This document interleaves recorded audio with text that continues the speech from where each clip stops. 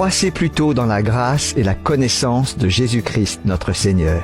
1 Pierre 2, verset 18. Grandir dans la grâce. Bonjour à tous. Après avoir eu assez de foi pour enjamber la barque et marcher sur l'eau, Pierre prend peur et s'enfonce. Il coupe l'oreille d'un homme pour défendre Jésus. Lorsqu'il promet d'être fidèle, il perd la face. Lorsqu'il veut conseiller Jésus, il se fait l'avocat du diable.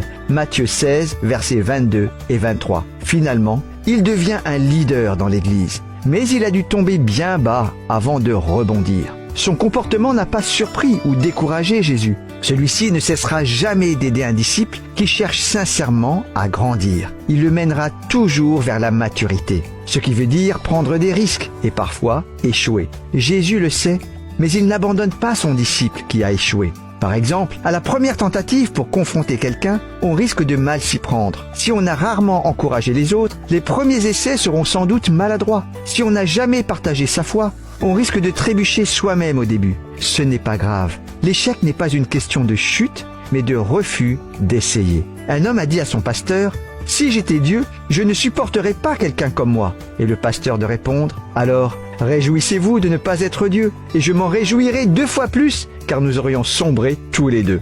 Tant que vous avez faim de Dieu, il œuvrera avec vous et en vous. » Grandir dans la grâce signifie croître spirituellement à travers les étapes de l'enfance, de l'adolescence et de la maturité. N'abandonnez donc pas. Dieu est vainqueur. Merci Jésus, car tu m'encourages chaque jour.